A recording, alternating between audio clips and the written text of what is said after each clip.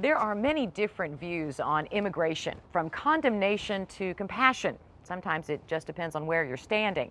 For some months now, the graduate students at the Annenberg School of Journalism at USC have been looking into the emotional issue of immigration. And in partnership with USC, California Connected has decided to bring some of their stories to you. In Southern California, a tale of two cities only 60 miles apart. San Bernardino, population of about 200,000, 47% Latino. And Maywood, population of almost 30,000 and more than 95% Latino. Correspondents Leo Juarez and Laura Kavanaugh visited both. First, Laura Kavanaugh from San Bernardino. St. Louis, Joplin, Missouri, and Oklahoma City looks mighty pretty. San Bernardino was once dubbed an all-American city. This is, after all, home of the first McDonald's, a place that celebrated orange groves, hot rods, and cruising on Route 66. San Bernardino, won't you get your kicks on Route 66? But 30 years later, half of the population is Latino, and that change has upset longtime residents. You know, people don't like seeing their neighborhoods turn into third world cesspools. They don't. They don't like feeling like foreigners in their own country. They don't like pressing one for English. San Bernardino has been in the national spotlight for a proposed ballot initiative which targets illegal immigrants. It would effectively ban them from renting property, outlaw day labor centers, and punish employers for hiring them. Activist Joseph Turner wrote the measure. I sat down and thought, what are some things I can do at the local level to mitigate the harmful effects of illegal immigration, and that's what I came up with our initiative. They consume so many of our social resources, from the welfare state on to our schools, that they can't possibly be a benefit. Ethnic studies professor Armando Navarro finds that outrageous. San Bernardino is nothing more than an illustration, a symptom of a much bigger problem that is permeating this country today, where the Mexican, the immigrant, the Latino, secondly, is now becoming the scapegoat and the target. Miguel knows all about that. He and his wife Rita settled in San Bernardino 5 years ago after coming here illegally from Mexico. They live in fear of being deported. We wake up with that fear and go to bed with it. Despite the growing hostility toward immigrants, the couple find plenty of work. They earned enough in San Bernardino to send for their 3 daughters. The family has trouble understanding the resentment against immigrants. We don't know why they blame us. We don't want to take advantage of unemployment benefits. We came here with the desire to work. Miguel juggles 2 jobs, 15 hours a day, cleaning office buildings for minimum wage. We're not freeloaders. We don't ask for handouts. We earn what we have just like any other person. But they're not like any other person. Their daily existence is plagued by uncertainty. My sister and my parents are the ones that drive to work. I don't know if they're going to come across a sting or a raid. You know that they're leaving, but you don't know if they're going to return. But personal struggles and feelings are not the issue, at least not to Councilman Chaz Kelly. He voted in favor of the initiative. The law is you come here legally, period. This is not about race. This is not about segmenting one group of society. This is about obeying the law. He and Turner blame illegal immigrants for the declining performance in public schools and for a marked increase in crime. Our city ranks 18th as the 18th most dangerous city in the nation. It has 58 murders last year. He's laying all this at the feet of immigrant populations? I hope not. Mayor Patrick Morris voted against Turner's Illegal Immigration Relief Act, but it divided the city council. We owed it to those 3,000 plus residents who signed that initiative to implement it. It is not the kind of sign that I want to have hung on my city. The courts have temporarily derailed the measure, requiring double the number of signatures to send it to the electorate.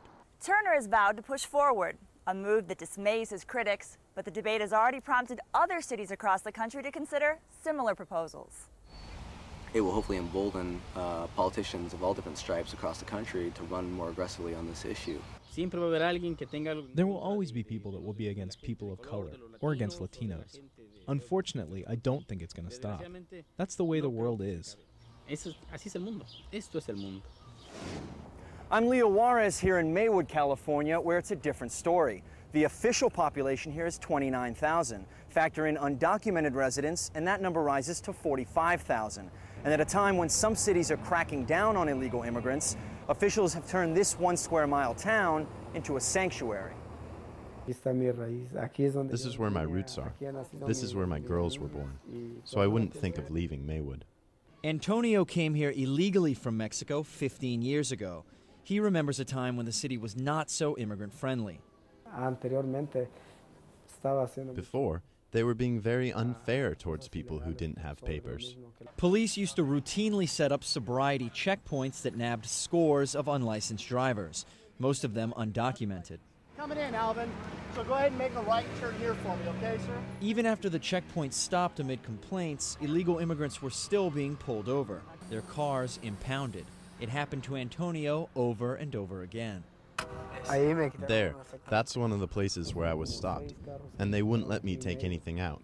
They said, get the car out of the impound, then you can get your things out. I told them, I can't afford it.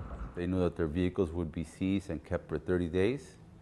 So people were very afraid to come here. On Friday nights, Saturday nights, it would be empty because people didn't want to come and get hassled by the police department. Vice Mayor Felipe Aguirre owns a small art gallery in Maywood. He and 2 others ran for the city council last year on a pro-immigrant agenda.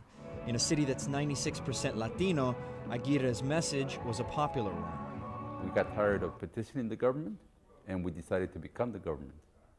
The new city council not only did away with the towing, it also vowed to defy proposed legislation in Congress that would criminalize illegal immigration and would give local police immigration enforcement power. After 2 or 3 weeks that the new council members were in the city, we started to feel the change. Father David Velasquez is pastor of Maywood's only Catholic church, where most of the congregation is undocumented. He says the city's sanctuary status is not meant to encourage more illegal immigration. This is not an announcement looking for all those who broke the law to come here, but it's different with the people who have been here for 20 years working, improving this country, giving the skills to this country. The idea has caught on with other predominantly Latino communities. Several California cities such as Pomona and Coachella have passed similar measures. After being stopped so many times by the police, Antonio had given up on driving, even if it cost him work as a painter. That may change, he says, now that he feels more welcome on the streets of Maywood. It's a relief to know, not just for me, but for a lot of people, that someone is interested in helping illegal immigrants. Maywood is just an hour's drive from San Bernardino, but they're worlds apart on the issue of illegal immigration, an issue that continues to divide communities all across the country. And Leo Juarez and Laura Kavanaugh join us now with a couple of footnotes to the story. Leo, Maywood's been in the news again recently. What's going on now? Well, the deputy city clerk was arrested on suspicion of plotting to kill Vice Mayor Felipe Aguirre, whom we saw in the piece. I spoke to Aguirre. He described the clerk as part of a small minority of residents who strongly disagree with the city's sanctuary status. And while the clerk has been released pending further investigation, he no longer works for the city. And Laura, these 2 different communities came up with 2 very different approaches. How'd that happen? Lisa, what's interesting is that 2 cities with such divergent stances on immigration policy actually had one fundamental thing in common. They both got tired of waiting for the federal government to do something about the issue. In San Bernardino, it started as one man's crusade. In Maywood, pro-immigration candidates became the government. All right, Laura Kavanaugh and Leo Juarez, thank you so much for the stories. And in the months to come, we look forward to more stories from the graduate students at the Annenberg School of Journalism at USC. And for more information on the Annenberg School of Journalism, visit our website, californiaconnected.org.